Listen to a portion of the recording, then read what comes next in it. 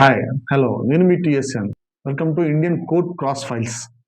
ఈరోజు సబ్జెక్ట్ ఏంటంటే, చాలామంది అప్పులు తీసుకొని క్లయింట్లకి చెక్కులు, నోట్లు, ప్రామిసరీ నోట్లు ఇస్తుంటారు. ఈ యొక్క ప్రామిసరీ నోట్లు ఏం చేయాలి? ప్రామిసరీ నోట్లు తీసుకున్న తర్వాత ఆ వ్యక్తి అమౌంట్లు కట్టినట్లయితే 3 సంవత్సరాల లోపులో ఎప్పుడైనా కానీ ఆ అమౌంట్‌ని కట్టమని చెప్పేసి ఆ యొక్క క్లయింట్‌కి మనము నోటీస్ పంపించే అవకాశం ఉంటది. ఆ నోటీస్ తీసుకున్నాక అప్పటికి కట్టనట్లయితే మనీ రికవరీ సూట్ మనం కోర్ట్‌లో యేసుకొని, ఆ యొక్క కోర్ట్‌లో మనం కేస్ గెలవాల్సి ఉంటుంది. గెలిచిన తర్వాత కోర్ట్ వాళ్ళు డిక్రీ ఇస్తారు. డిక్రీ ఇచ్చిన దాన్ని మనం ఈపీ ఫైల్ చేసుకోవాల్సి ఉంటుంది. ఈపీలో 3 భాగాలుంటాయి.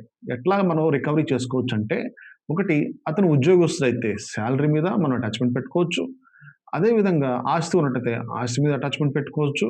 అదే విధంగా అతను పురుషుడైతే సివిల్ ఇంప్రిజన్‌మెంట్ ఉంటుంది. సివిల్ ప్రిజన్‌మెంట్ ఉంటుందన్నమాట. ఆడపిల్లలకైతే ఎటువంటి ఇంప్రిజన్‌మెంట్ అనేది ఉండదు.